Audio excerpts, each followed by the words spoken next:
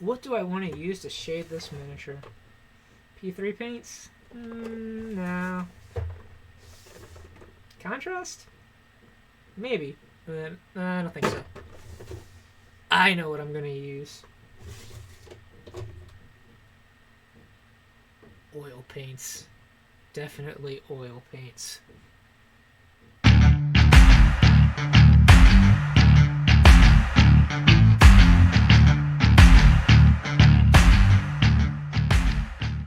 Hi guys, Jonathan from Two Raven Studios. Today we're going to try to make oil painting on miniatures a lot less scary for you guys. I know it's very intimidating to switch to oil paints when all you've used is the acrylics people normally use on miniatures, but you can do so much more with oil paints, and that's why I use them in almost all my miniatures. So the main difference between acrylics and oils in the way they operate is oils dry much slower. So it's partly a hindrance, but it's also a huge help for different techniques. So because of that, we can put it on the miniature and work it around and blend it and have plenty of time not worrying about it drying on the miniature and then pulling the paint off and getting those weird tide marks and that sort of thing you do with acrylics. The other thing is, when you thin it down, you can make it have a very low surface tension, so it's awesome for pin washing and panel lining and that sort of stuff. So today what we're going to do is I'm going to talk about what you need to oil paint, and we're going to go over some techniques and how it's used on an actual miniature. So first of all, what do you need to get started oil painting? Well, obviously we need something to put the paint on, we need something to transfer the paint from whatever we have it on to the miniature, and we need some sort of thinning agent to both clean our brushes and thin the paint down. So those are the first three things I'm going to go over. So firstly, you need a palette of some sort. So some people use plastic palettes or wet palettes. So here's actually, I use this plastic palette a lot for my acrylics and inks and stuff like that. I also have a wet palette I use.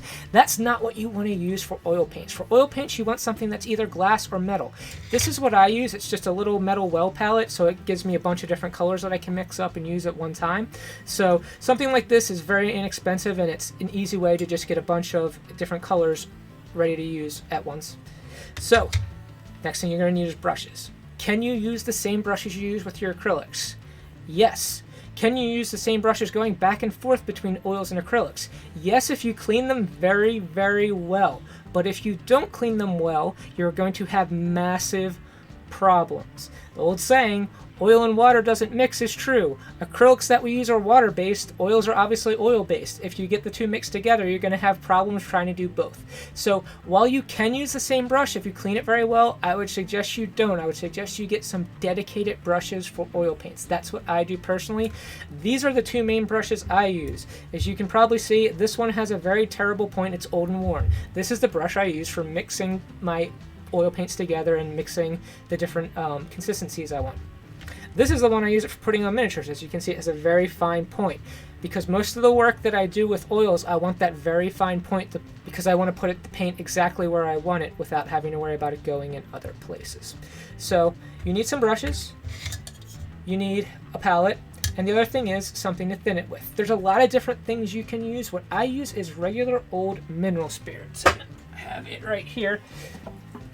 I don't use something expensive. I use the cheap stuff you get at the hardware store for woodworking. I actually have this from woodworking because I do some woodworking. I didn't buy anything special.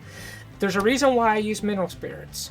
Main reason is it evaporates very quickly. So if you remember, the problem with oil paints is they take forever to dry. So by mixing it with oil spirits that evaporate quickly, it will get the paint to dry onto the surface much faster than it would otherwise. So if you're using it heavily diluted, it's going to dry faster than it would otherwise. If you're using oil paints on miniatures almost not diluted at all, again, you're going to have a problem with it drying. One of the ways oil paints dry when you paint with it on canvas is the oils absorb into the canvas and allow the paint to dry. We're painting on plastic or metal where it's not going to absorb into the surface. So if you're going to paint with straight oil paints and not thin them at all, what I would suggest is before you paint, put the oil paints onto like a piece of paper or a paper towel. Just make sure there's like a plate or something underneath of it, and let it absorb some of the oils out before you start using it. So let it sit there for maybe about an hour and let it absorb some oils. That way when you go to use it, it will actually dry faster and it's not going to take several weeks to dry. So you can do it without it, but again, your paint might not dry for a week or so. So now that with all that out of the way, The next thing we're going to actually need is some paints. So I'm going to talk to you about what paints you're going to want. So you don't need fancy or expensive oil paints for what we're doing. I just have what I have because I used to paint on canvas with oils. That was a failed experiment, but I have the paints from that and I use them for my miniatures. So what colors are you going to want? The first color you probably are going to want is some sort of black. So this is ivory black. Next, you're probably going to want some browns. Now, there's a couple different browns. There's actually many different browns if you look at paints. The two that I would recommend are a burnt sienna and a burnt umber. If you only were to buy one, I'd go with the burnt sienna because you can mix these two colors to create a darker brown. If you want a lighter brown, you're not going to be able to mix it from this. This is very good for painting rust and that sort of stuff. It's what I use it mainly for. I use this for some darker grime, or sometimes I just mix these two paints together for that darker color as well. So I would go with black and a brown or two. Again, I like burnt sienna. If you were only to pick one, brown would be the one I would pick. Up next, the next color is some sort of green. I like sap green. It's a very desaturated green. The reason I like this, again, I use oils mainly for weathering, and this is awesome, especially for weathering gold and that sort of stuff. You can't go wrong with a sap green. So for leather, for gold, for different techniques, the green is a very good color to use for weathering. Now the next two colors depends what you paint mainly. If you're painting a lot of stuff that's more organic with flesh on it, I would go with some sort of purple or magenta color. So this is purple matter, it's called. It doesn't have to be this specific color. I like this color and I'll explain why in a second. The other paint I would recommend for starting out, if you're going for more inorganic things, if you have a lot of metal and that sort of stuff, is a Payne's Gray. So these are the colors I would recommend for starting out. Again, it depends on what you're painting, what you're going to need, but these are the colors I use the most when I oil paint. So I want to talk about artistic paints a little bit. So if you have mainly painted with paints made for miniatures, they're all the same price no matter what they are. That's not true of artist paints. So I don't know if you can read it, but see how this one says Series 1 at the bottom? Well, this one says Series 2. That means this one is a little bit more expensive than that one. The reason is because different pigments cost different prices, and the artist paints are priced accordingly. So Series 1 paints you're going to be able to get for rather inexpensive. Series 2 are normally still pretty inexpensive, but some paints that are Series 4 or 5, you're going to be spending maybe like $20 or more for a little tube like this. So just be aware of that when you're buying oil paints or artist paints, that the series on them is going to dictate the price because of the different pigments. Also, speaking about pigments, it's important to know the difference between what pigments are in the paints you are using. Again, if you are painting mainly with miniature paints, you're probably used to paints that have many different pigments in each color. They're not just single pigment colors. There's only a few miniature brands out there that I can think of that do single pigment colors. Chimera color is one that pops out right away in my head, but most of them have mixtures of different colors. So that's why when you go to mix some miniature paints, you probably get weird results that you weren't expecting. It's because of the pigments in them. They're not just single pigments. So what I have here, these three are single pigment paints, which means there's only one pigment in them. Like if you look at the back, most artist paints will tell you what pigments are in them. Like this has bone black as its pigment, and it is suspended in linseed oil. So that's what this paint is. It tells you the pigment and what it's suspended in. This paint has synthetic iron oxide pigment, and it's suspended in a mix of linseed and safflower oils. So again, these are single pigments, so there's only one pigment in them. These two colors have two pigments in them each. For example, I'm going to use the purple. This has both benzimidazolone and quinacridone in it, which I probably said both of those wrong. But that's what I want to talk about. Remember how I said about earlier why I like this paint? The first pigment I mentioned is actually a yellow pigment, and the second one is a reddish purple pigment. So that's what gives this specific color. The reason I like that is I use this over skin tones, and when I use it over yellowish skin tones, like if you've seen some of my Dothraki or my Untamed Beast miniatures from Warcry, I use a wash of this over a yellowish skin tone, and it works very well because there's already a yellow pigment in here. This paint has 3 pigments in it, so it has even more. So the reason you need to be aware of this is, again, for mixing. If I'm starting to mix 2 colors together, maybe I'm going to get a color I didn't expect. Like if you mix this in with, say, a blue, it's going to turn very dark very fast because of that yellow pigment in here. And that's just important to know. Single pigment colors are better for mixing because you're going to get a more predictable result because there's only 1 pigment in them. Again, these multiple pigment ones, you're going to get some weird results sometimes because there's going to be interactions between the pigments in them. It's just something to remember when you're painting with artistic quality paints like this. They're all going to have that. Again, if you're painting with miniature paints, almost all of them are multiple pigment paints. So you're going to get weird results. I'm sure you've had it happen to you if you've ever mixed miniature paints. So with this in mind with the paints, what I'm going to do is I'm just going to start with the burnt sienna paint, and we're going to mix this up in different consistencies and put it on the miniatures and show you the different things you can do. I'm going to use burnt sienna over a yellow base coat. The yellow that I've coated these miniatures with is mediocre from P3, which again is one of my favorite colors just because of the name. I love the pun.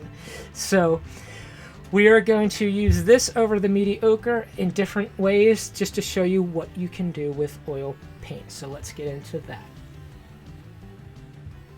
Alright, so like I said, we're going to use burnt sienna oil paint for what we're about to do. So I'm just going to put some into one of the wells on my palette. And I'm going to show you what you can do with different dilutions of this paint. So right now, obviously, we are not diluted at all. I haven't put anything into it yet. What I always do when I'm painting is I fill one of the other wells with just pure mineral spirits for cleaning my brush. So what I'm going to do is just put a little tiny bit of mineral spirits in there just to thin it up. So again, I have this brush that I'm going to mix with so I don't use my nice brush and gunk it up with the paint. So it's still pretty thick, as you can see. I just mixed a little bit of oil paint. At this consistency, it is going to have that hard time to dry, but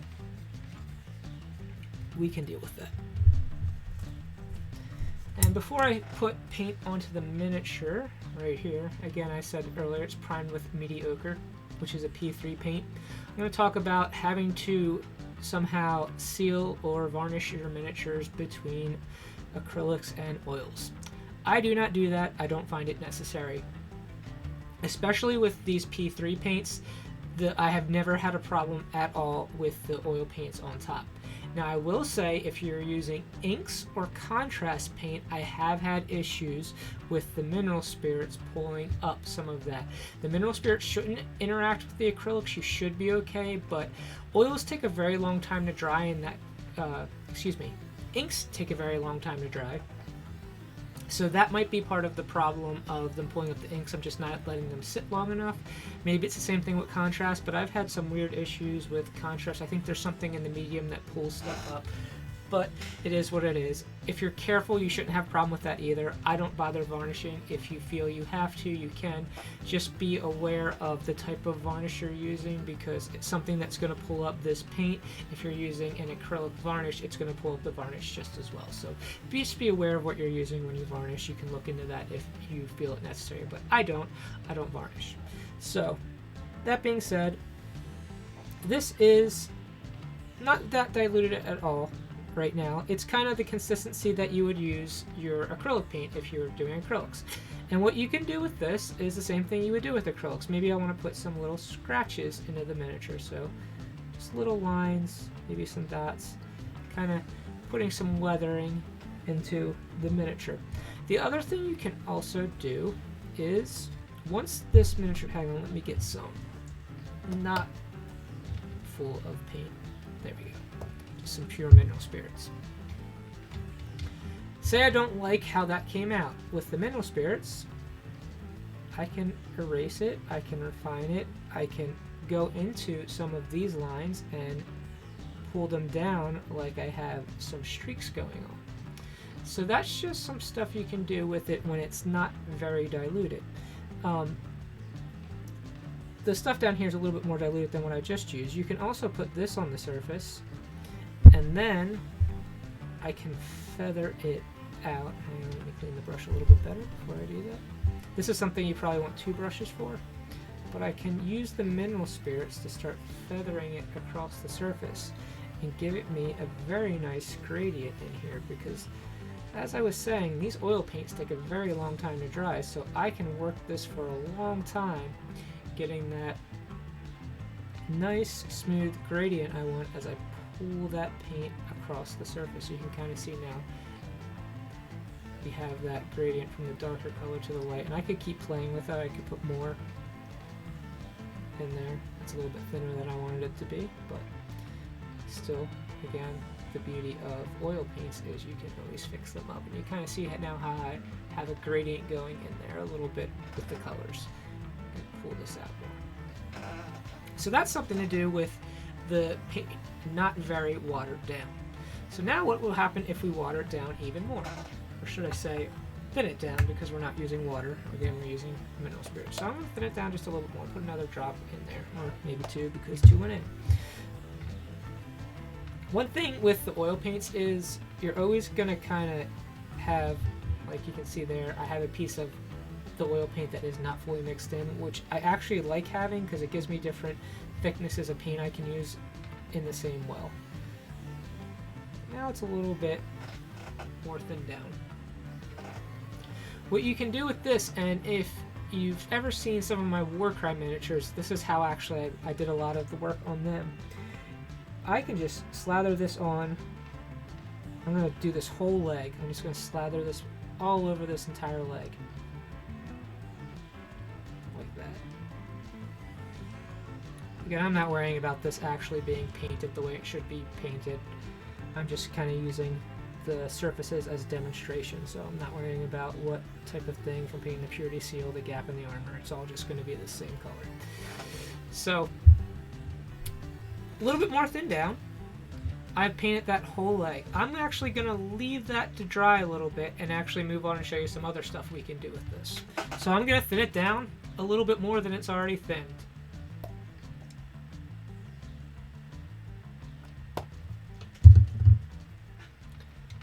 So yeah, now we're about the consistency that I'm looking for. And again, see how I have this thicker, I don't know if you can see. I have it thicker up here and thinner down here. That way I have the 2 different consistencies that I could use at will depending on what I'm doing. But with this thinner now, what I can do is what I normally use the oil paints for the most, which is panel lining. So if you'll notice, I'll go into the bolter right here. I think I have about the right consistency I want. I'm just going to tap the brush here and see how that oil runs all the way down that line.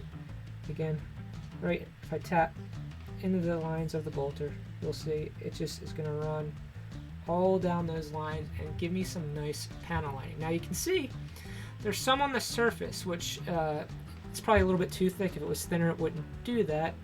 But what I'm going to do is clean my brush off, just get some mineral spirits on there, and I can come across and clean that up that easy. That's why another thing I love about oil paint is they clean up very easy. If you make a mistake, you can just use some mineral spirits, clean it right up.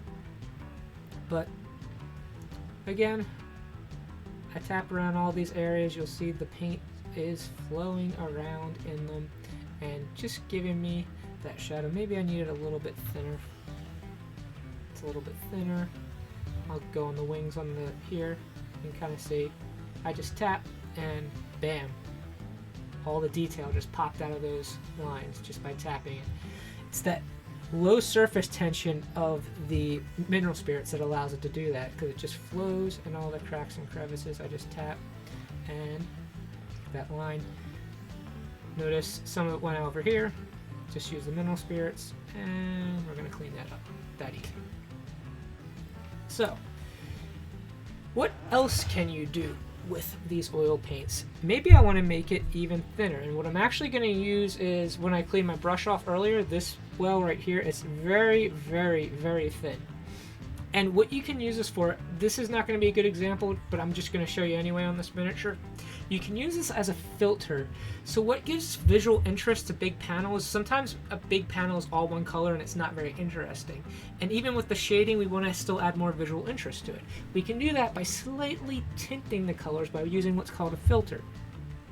So this oil paint is very, very thin right now. It's almost entirely mineral spirits, and I just put it on the surface, and you can kind of see, I don't even know if you can see in the camera that, I can see it in person, camera's not really picking up too well, that there's just a slight different color here right now. So there we go. The camera's still not, it's something I can see in person, but it's so subtle you're not really seeing it in the camera. But that's the point of this. We wanted something subtle to just subtly shift different areas. So again, we can use it undiluted and give our little chips and scratches. It's a way I like to use it. Somewhat more diluted, we can feather it out here. We can really dilute it down, panel line, or even more dilute it down, add those filters. Or there was that consistency that was between what I was using the panel line and this, what I used over here. This is what I painted this leg with. Now that it's started to dry, I'm going to show you what you can do with it. You can take a regular old cotton swab, and all I'm going to do is just go down here, and you'll see that I'm pulling some of it off, and it's giving me some nice shading to this area and staying in the recesses. So just rub that all over like that, and you can kind of see I have some nice shading going on, and the recesses are very dark, but just rubbing, I'm making it a little bit brighter. Now maybe you're saying it's still kind of more dingy than you want it, because see how you can tell if you look at the two legs, this is still a little bit more dingy.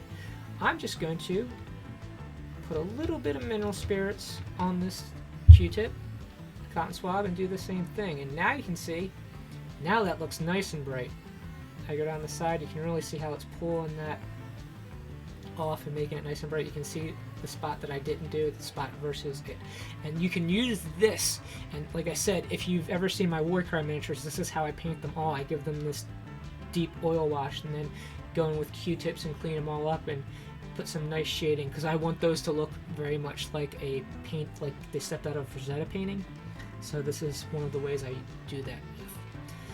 This, what I'm doing right now, is the thing that I said, if you do this over contrast, you have to be very, very careful, because it will pull the contrast right off the miniature.